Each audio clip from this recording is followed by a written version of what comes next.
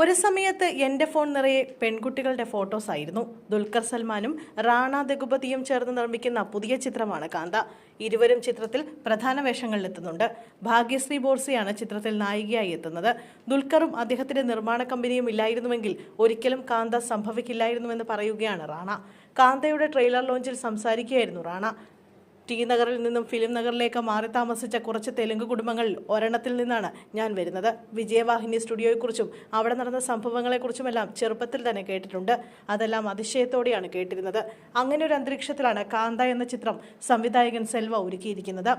ഈ സിനിമയിലെ നായിക ഒരു പുതുമുഖമാണ്. സെൽവ എന്നോട് പറഞ്ഞു, ഈ സിനിമയിലെ കഥാപാത്രമായ നായികയും ഒരു പുതുമുഖമാണ്.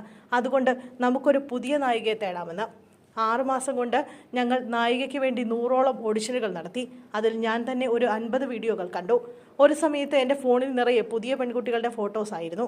കാണുമ്പോൾ ഒരുമാതിരി തോന്നും. പിന്നെയാണ് ഭാഗ്യശ്രീയെ നമ്മൾ തിരഞ്ഞെടുക്കുന്നത്.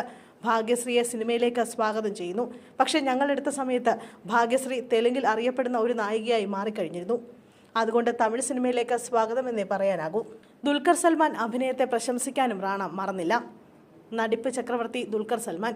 നവംബർ 14 കാന്ത റിലീസാവുന്നതോടെ തമിഴ്നാട് മൊത്തം ദുൽഖറിനെ നടിപ്പ് ചക്രവർത്തി എന്ന് വിളിക്കുമെന്ന് സെൽവ പറഞ്ഞിട്ടുണ്ട്.